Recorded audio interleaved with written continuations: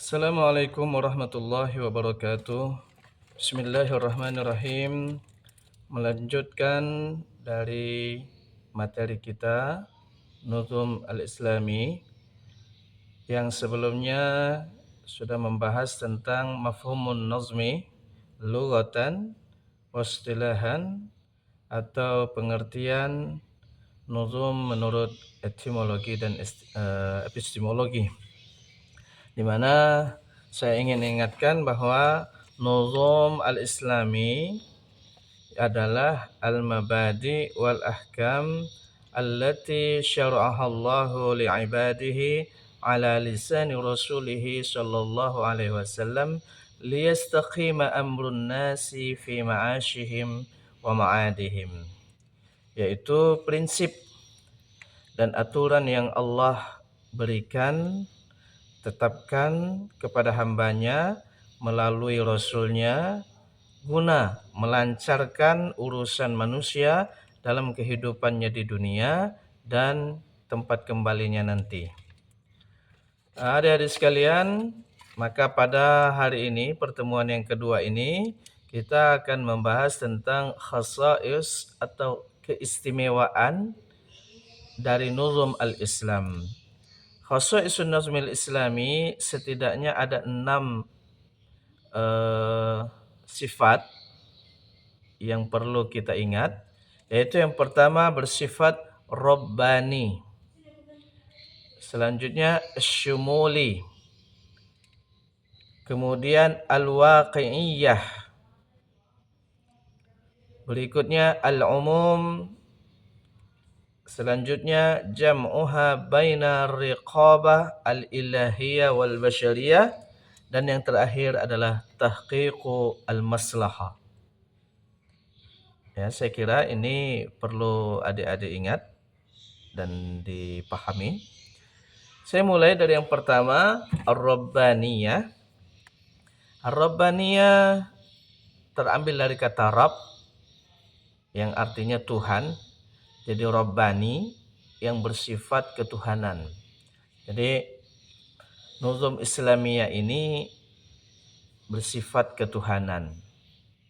Disebut demikian karena dasar hukumnya terambil dari Al-Quran yang merupakan wahyu Allah Subhanahu wa ta'ala. Jadi bukan karangan manusia, bukan analisa manusia, tapi dia adalah petunjuk yang bersifat ilahiyah, yang bersifat rabbaniyah, diturunkan oleh Allah Subhanahu wa ta'ala kepada manusia.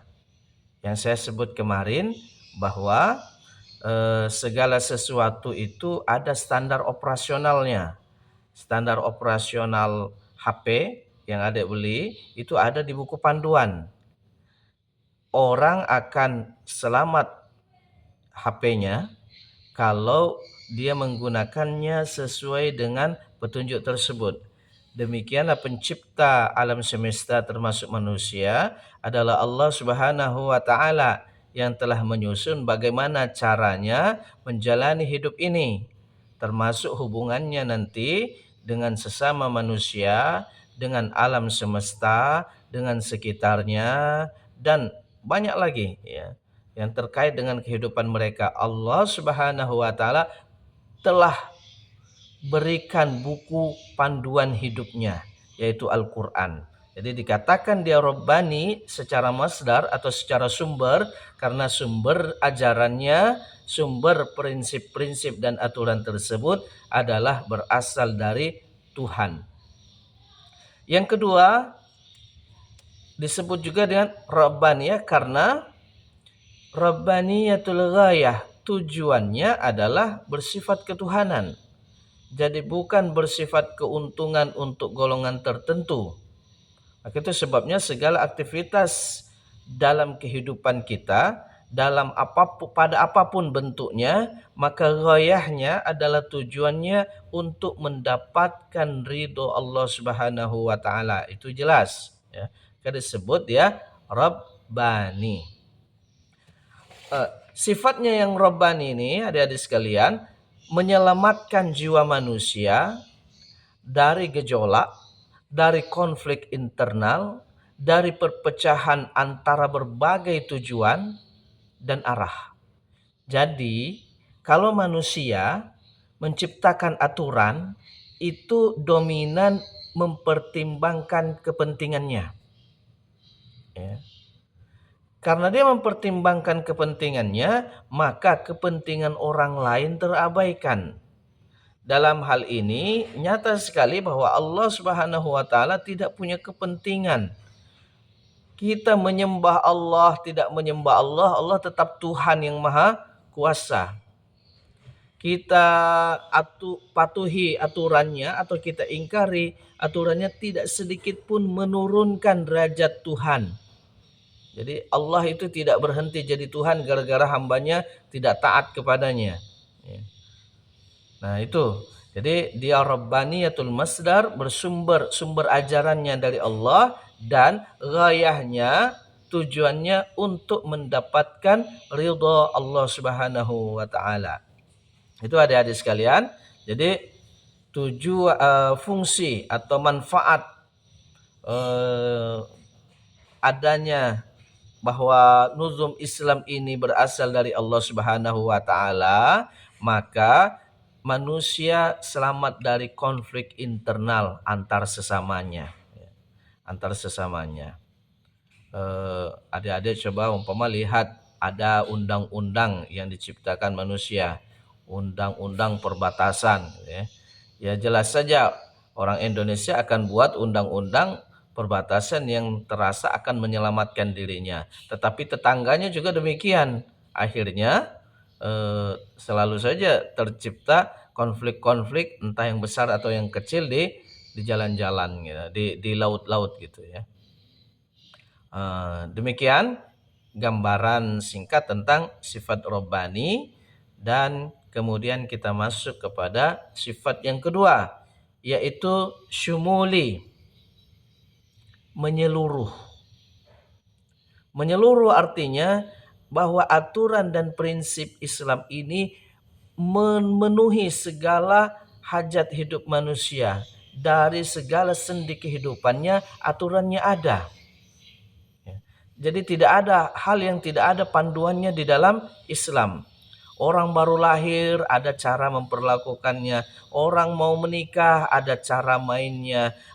Orang berkeluarga ada aturannya. Orang berpolitik ada aturannya. Orang berekonomi ada aturannya. Ada yang boleh, ada yang tidak boleh. Ada tujuan dan prinsip yang ingin dicapai dari setiap aktivitas itu. Kalau dia berdagang bukan sekedar untung, tapi ada nilai ta'awun. Ta'awun itu artinya tolong menolong, dan rupanya dari tolong menolong ini membuka pekerjaan, membuka potensi untuk mendapatkan yang lebih baik lagi daripada seseorang hanya menerapkan prinsip untung dalam berdagang. Nanti kita akan bahas dalam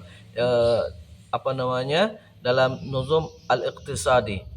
Jadi aturan dan prinsip di dalam berekonomi, ya. Bernegara juga demikian, ya. Ada aturannya, cara pemilihan presiden, ya. Cara pemakzulan presiden atau pemimpin, ya. Menyelesaikan masalah juga demikian, ya. Dalam masyarakat itu sering muncul permasalahan, maka Al-Quran umpamanya memberikan solusi, wasyawirhum fil amri fa idza azamta fatawakkal 'ala Allah. Ajaklah mereka bermusyawarah. Nah, musyawarah ini adalah prinsip.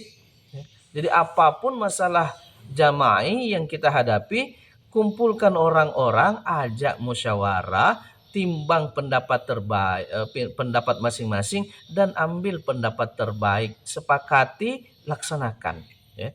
Berpikir, bertindak, bertanggung jawab. Ada musyawarah. Tapi Al-Quran bukan atau tidak bicara tentang yang detail-detail. Jadi tidak ada dalam Al-Quran umpamanya pelajaran cara bermusyawarah. Yang pertama mulai dengan bismillah, yang kedua sambutan Pak Kades, tidak, ya. Tapi prinsipnya itu bisa dilaksanakan dalam komunitas seperti apapun, dalam tradisi seperti apapun harus bermusyawarah.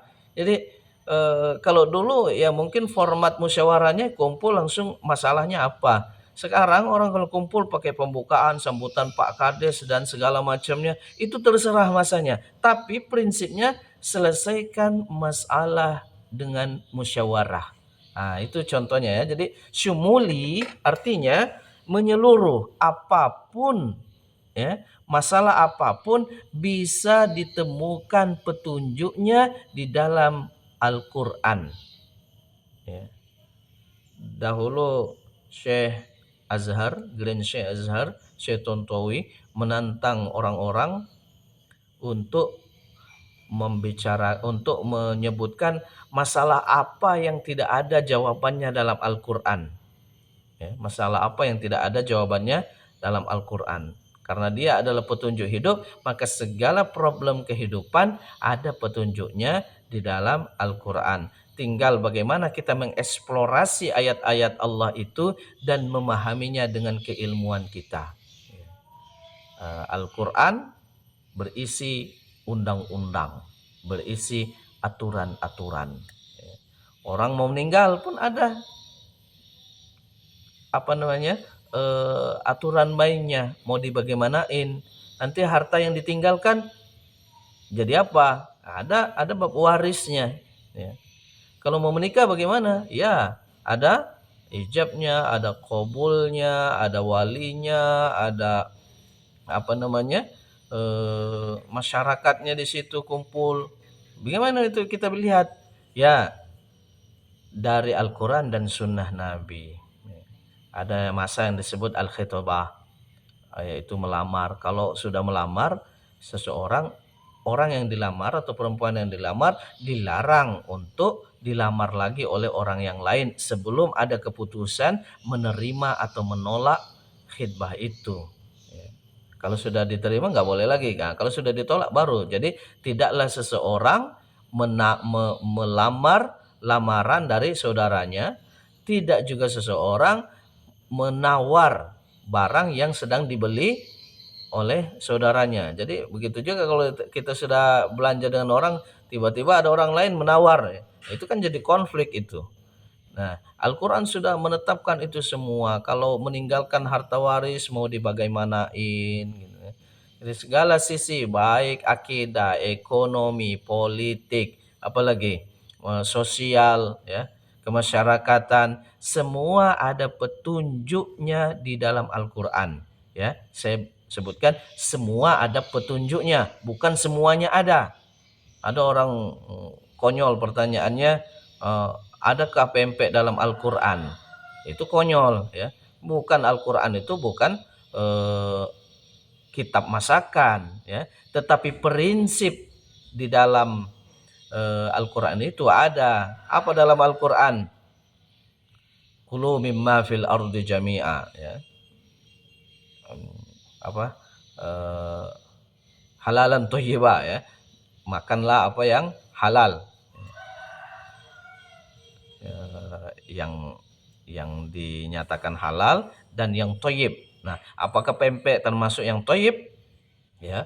Apakah pempek termasuk yang halal? Ya, kita lihat dari mana dia dapatkan bahan-bahannya, uangnya untuk membeli gandum, apakah termasuk dari hasil korupsi? Nah, kalau korupsi dia masuk haram ya, atau dia secara mendapatkannya sudah benar, sudah halal, tapi apakah kemudian pempek itu sudah basi? Nah, itu bermain di area thayyiba ya, baik. Ya. Kalau baik silakan dikonsumsi, tapi kalau sudah buruk jangan dikonsumsi, merusak kesehatan.